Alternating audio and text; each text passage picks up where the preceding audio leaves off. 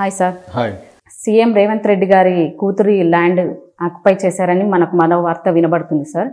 మాజీ మంత్రి దీన్ని ఏమైనా చేసి ఉంటారా? అది మీ మాటల్లో సార్. యాక్చువల్గా ఇప్పుడు ఒక వార్త వైరల్ అయింది ఏంటంటే సాక్షాత్తు సీఎం కూతురు నైమిషారెడ్డి అమ్మాయి పేరు, ఆమె వాళ్ళ భూమిని ఆక్యుపై చేశారు. ఇంకా మామూలు వాళ్ళ పరిస్థితి ఏంటి అన్నది ఇప్పుడు వైరల్ అవుతుంది. దీని డీటెయిల్కి వెళ్తే మేడ్చల్ జిల్లా ఘటకేశ్వర మండలం దగ్గర పడమటి సాయిగూడ అనే ఉంది.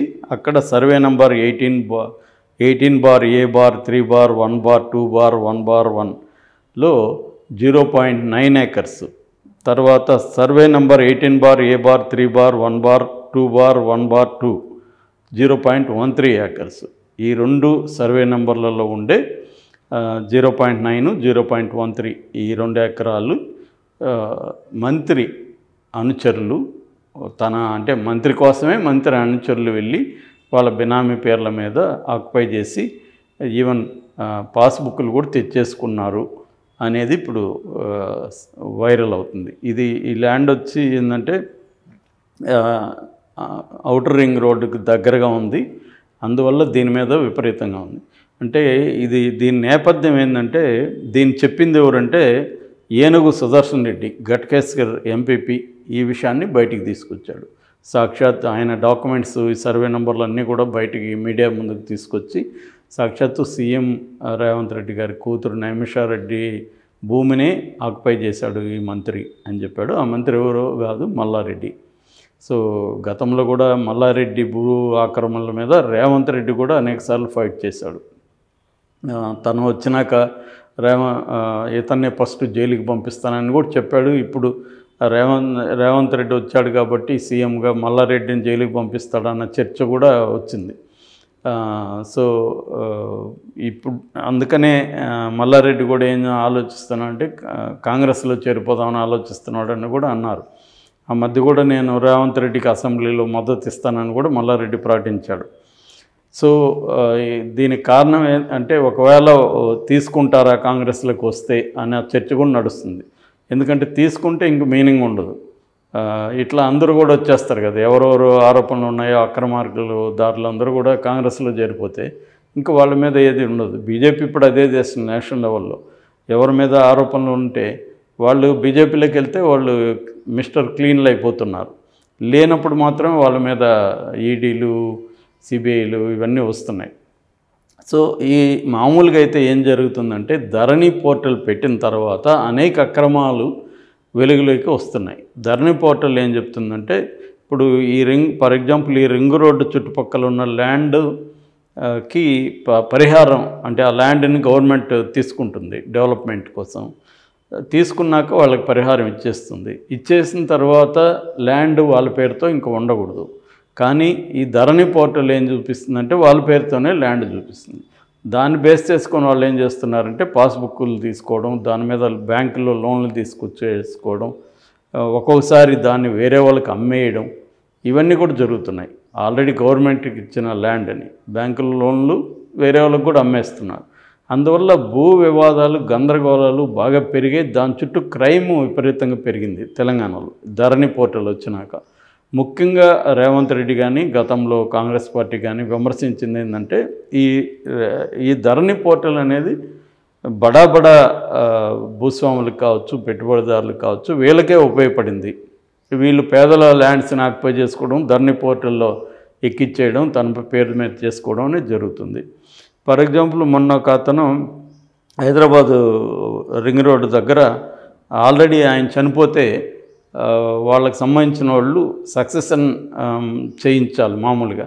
అదేమీ చేయించకుండా ఆయన బతుకున్నట్టే ఆయన పేరుతో పాస్బుక్ తెచ్చేసుకున్నారు. ఎందుకంటే ఆధార్ ఉంది, ఆధార్కి ఆయన ఫోన్ నెంబర్ లింక్ అయింది కాబట్టి ఆయన ఫోన్ వీళ్ళ దగ్గర ఉంది కాబట్టి వాటిలో అన్నిటి ఓటీపీలు చేసేసుకున్నారు. మామూలుగా అయితే మీ సేవలకి వెళ్ళి కేవైసీ చేయించాలి, వేలు ముద్రలు వేయాలి. అదేమీ లేకుండా వీళ్ళు ఏం చేశారంటే అధికారులతో కుమ్మక్కయ్యేసి ఇలా చేసేసారు. ఇట్లాంటివి అనేకం బయటకు వచ్చాయన్నమాట. సో ఇది ధరణి పోర్టల్ వల్ల జరుగుతుంది అనేది ఇప్పుడు చెప్తున్నారు. దానికోసమే రేవంత్ రెడ్డి ధరణి పోర్టల్ని పక్కన పెట్టి దాంట్లో ఉన్న అవకతవకలను స్టడీ చేయడానికి కమిటీ వేస్తున్నారు. దీని స్థానంలో భూమాత అనే ఒక సైట్ని తీసుకొస్తున్నారు అని చెప్తున్నారు. మామూలుగా ఏంటంటే ల్యాండ్ ఇష్యూలు మన దేశంలో అన్ని రాష్ట్రాల్లో కూడా ఇటువంటి సమస్యలు ఉన్నాయి. ఎందుకంటే ల్యాండ్ అనేది స్టేట్ సబ్జెక్ట్. ఒక్క స్టేట్లో ఒక్కొక్క రూల్స్ ఉన్నాయి. మొత్తం ఇప్పుడు ప్రజలంతా ల్యాండ్ మీద పడింది. ల్యాండ్ అనేది ఇంకా పెరగదు కదా, ఉన్న ల్యాండ్ అక్కడే ఉంటుంది. ఏమన్నా కొత్తగా ఉంటే ఫారెస్ట్ని కొట్టేసో ఇంకోటి చేసో తీసుకురావాలి కాబట్టి ఉన్న ల్యాండ్ మీద ఏంటంటే ఇప్పుడు అంతర్జాతీయంగా ఉన్న తెలుగు వాళ్ళు కావచ్చు, లేదా వేరే లాంగ్వేజెస్ వాళ్ళు కూడా వచ్చి ఇక్కడ ల్యాండ్స్ కొనడం అనేది జరుగుతుంది. ప్రెజర్ అనేది ల్యాండ్స్ మీద పెరిగింది. ఎప్పుడైతే ఒక్కసారిగా కాస్ట్ ఆఫ్ ద ల్యాండ్ విపరీతంగా పెరిగిపోయిందో దాని చుట్టూ గొడవలు, దాని యాజమాన్యానికి సంబంధించిన హక్కులకు సంబంధించిన గొడవలు ఇవన్నీ జరుగుతున్నాయి. దీన్ని రేషనలైజ్ చేసి ఒక ల్యాండ్ డాక్యుమెంట్స్ని ట్రాన్స్పరెంట్గా చేయడం అనేది ఏ ప్రభుత్వం కూడా చేయలేకపోతుంది ఇప్పటివరకు. ఇది అన్ని రాష్ట్రాల్లో ఈ సమస్య ఉందన్నమాట.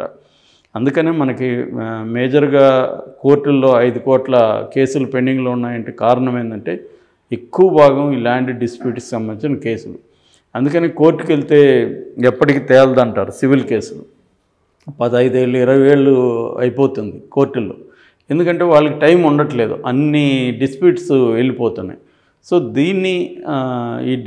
దీన్నంతా క్లీన్ చేయడానికి ఏ ప్రభుత్వం కూడా గట్టిగా చేయట్లేదు. ఆ పేరుతో మళ్ళీ ఏవో వాళ్ళ పనులు చేసుకోవడానికి, ల్యాండ్ వాళ్ళ ఆక్యుపై చేసుకోవడానికి ఇదే జరుగుతుంది. ఎందుకంటే ఏ పార్టీ అధికారంలోకి వచ్చినా ఆ పార్టీ వాళ్ళు ఫస్ట్ మేజర్ రెవెన్యూ సోర్స్ ఏంటంటే ల్యాండ్స్ ఆక్యుపై చేసుకోవడం, వాటిని ఎస్టేట్స్గా మార్చేయడం, ఇదే జరుగుతుంది.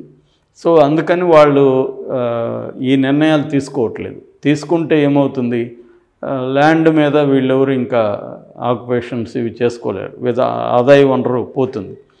అందుకని సెంట్రల్ గవర్నమెంట్ ఎప్పటి నుంచో దీన్ని సెంట్రల్ సబ్జెక్టుగా మార్చి ఏకీకృత భూ విధానం అనేది తీసుకొద్దామనేది సెంట్రల్ గవర్నమెంట్ ట్రై చేస్తుంది. కానీ స్టేట్ గవర్నమెంట్స్ ఒప్పుకోవట్లేదు దాన్ని వదులుకోవడానికి. ఇది కారణం, అసలు కారణం ఏంటంటే రాజకీయ నాయకులు. నేను ఇక్కడ నయీం మీద సినిమా తీశాను, నయీం మీద నేను పనిచేశాను.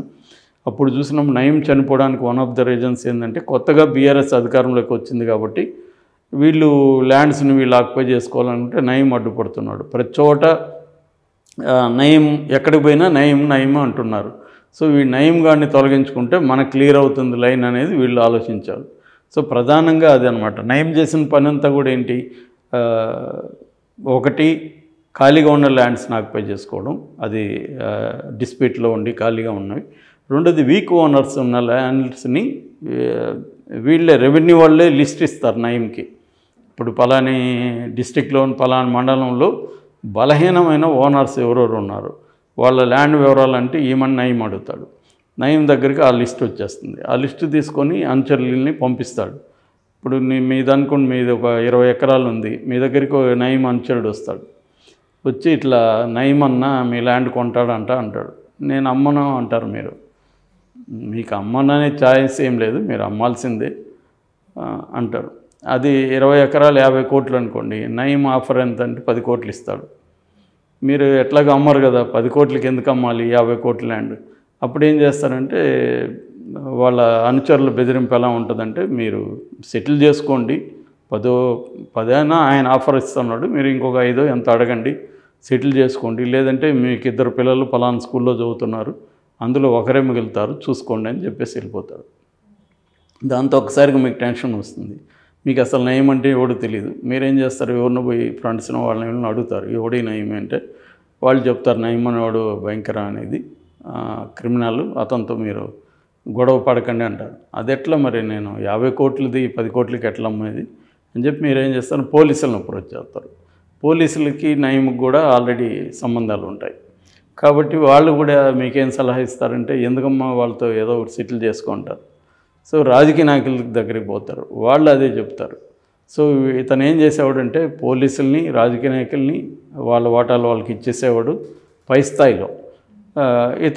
కాబట్టి ఇతనికి ఏ రకమైన ఇబ్బంది లేదు నయీంకి. సో ఎవడు ఎదిరించాలి ఇంకా నయీంని, సిస్టమ్స్ అన్నీ కూడా ఫెయిల్ అయిపోయినాయి.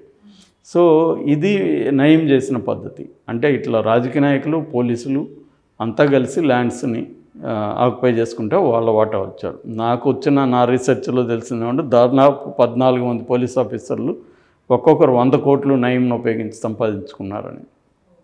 సో ఇతను ఎవరికైనా పోలీస్ ఆఫీసర్ని కలవాలంటే ఒక కీ చైన్ తీసుకెళ్ళేవాడు. అది ఆ కీ చైన్ కీ తీసుకెళ్ళేవాడు. కీ చైన్ కాదు, సారీ. ఆ కీ ఏంటంటే కార్ కీ అయినా ఉంటుంది, లేకపోతే ఒక ఫ్లాట్ కీ అయినా ఉంటుంది, గిఫ్ట్గా అనమాట. మామూలుగా అతని మెథడ్ అది.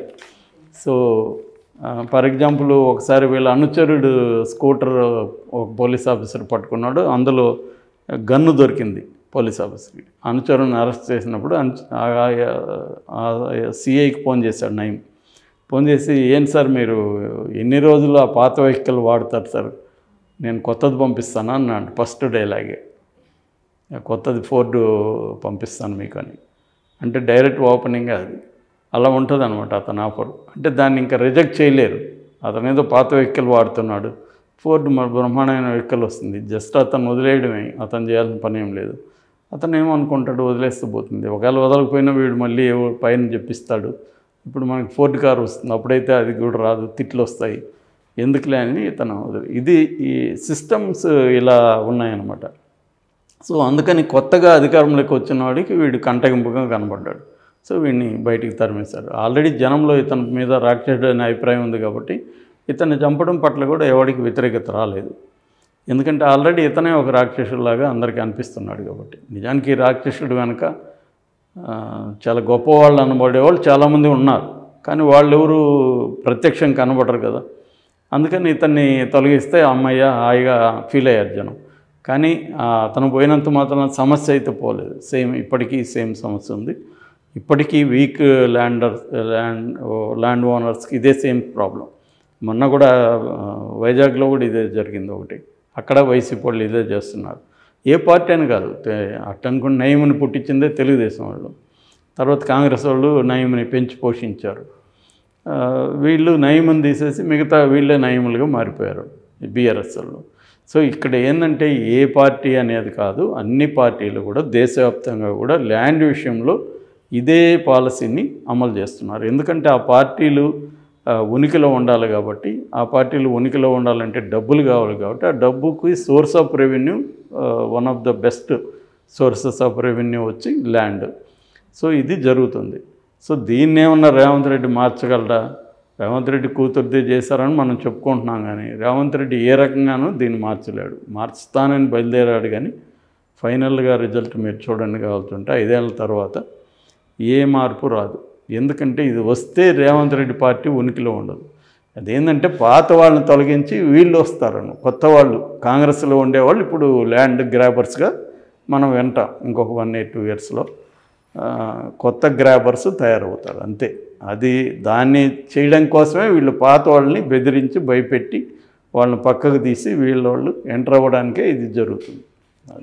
అంటే సార్ ఇప్పుడు ల్యాండ్ ఇలానే కంటిన్యూ అవుతే చాలామందికి చాలా ప్రాబ్లం అవుతుంది, దానివల్ల మారదని చెప్తున్నారు. ఇలా అయితే ఇంకా మనకి ఎవరు హెల్ప్ చేస్తారు? ఎవరు హెల్ప్ చేయకపోతే ఇంకా ప్రాబ్లం ఎక్కువ అవుతుంది, కానీ ఏమీ ఉండదు కదా సార్? ఏముండదు, ఎవరు హెల్ప్ చేయలేరు. ఇది అంతే, సమస్యగానే మిగిలి ఉంటుంది. ఏ గవర్నమెంట్ వచ్చినా ఇది ఎవరి పార్టీకి వాళ్ళు చూసుకోవాల్సింది. జాగ్రత్తగా ల్యాండ్స్ని కొనేటప్పుడు కానీ పెట్టుకున్న తర్వాత. ఆ మధ్య నేను కొండపూర్ వెళ్తే ఒక ఆయన అక్కడే మంచం వేసుకుని పడుకున్నాడు. ఆయనకి 4 ఫ్లాట్లు ఉన్నాయంట. ఎందుకంటే బయటకు వెళ్తే ఎవడో ఆక్యుపై చేసుకుంటాడు పక్కనోడు వచ్చి. మా ఫ్రెండ్ది 2 ఫ్లాట్లు ఉంటే అతను ఎక్కడో బెంగళూరులో ఉంటాడు. ఒకసారి చూసి రండి అక్కడికి వెళ్ళింటే పక్క కన్స్ట్రక్షన్ వాళ్ళు మా ఫ్రెండ్ సైట్లో సగం ఆక్యుపై చేసేసారు. ఏమని అడిగితే ఏం చెప్తారు, కోర్టుకు పోండి అంటారు, ఇంకో దగ్గరికి ఏం అట్లా ఉంది పరిస్థితి. Okay sir, thank you sir. Thank you.